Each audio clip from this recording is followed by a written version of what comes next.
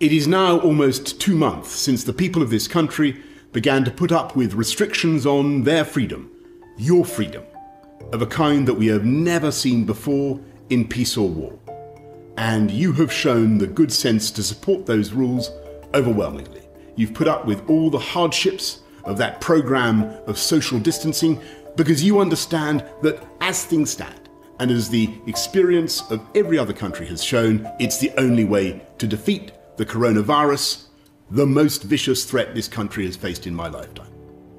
And though the death toll has been tragic and the suffering immense, and though we grieve for all those we have lost, it is a fact that by adopting those measures we prevented this country from being engulfed by what could have been a catastrophe in which the reasonable worst-case scenario was 500,000 fatalities. And it's thanks to your effort and sacrifice in stopping the spread of this disease that the death rate is coming down and hospital admissions are coming down. And thanks to you, we've protected our NHS and saved many thousands of lives. And so I know, you know, that it would be madness now to throw away that achievement by allowing a second spike. We must stay alert. We must continue to control the virus and save lives.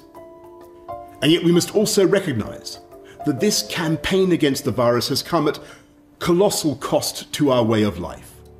We can see it all around us in the shuttered shops and abandoned businesses and darkened pubs and restaurants. And there are millions of people who are both fearful of this terrible disease and at the same time also fearful of what this long period of enforced inactivity will do to their livelihoods and their mental and physical well-being, to their futures and the futures of their children.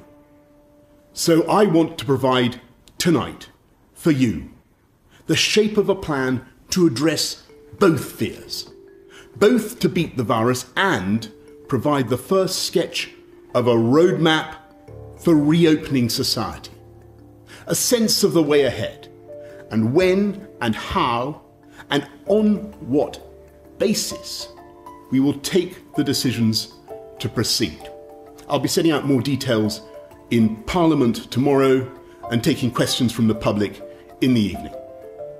I've consulted across the political spectrum, across all 4 nations of the UK. And though different parts of the country are experiencing the pandemic at different rates, and though it's right to be flexible in our response, I believe that as Prime Minister of the United Kingdom, Scotland, England, Wales, Northern Ireland, there is a strong resolve to defeat this together. And today, a general consensus on what we could do.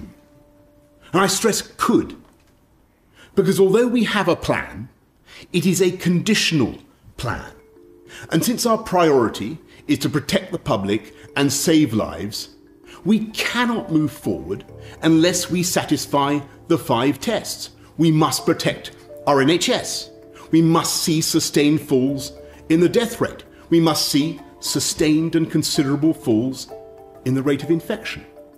We must sort out our challenges in getting enough PPE to the people who need it. And yes, it's a global problem, but we must fix it.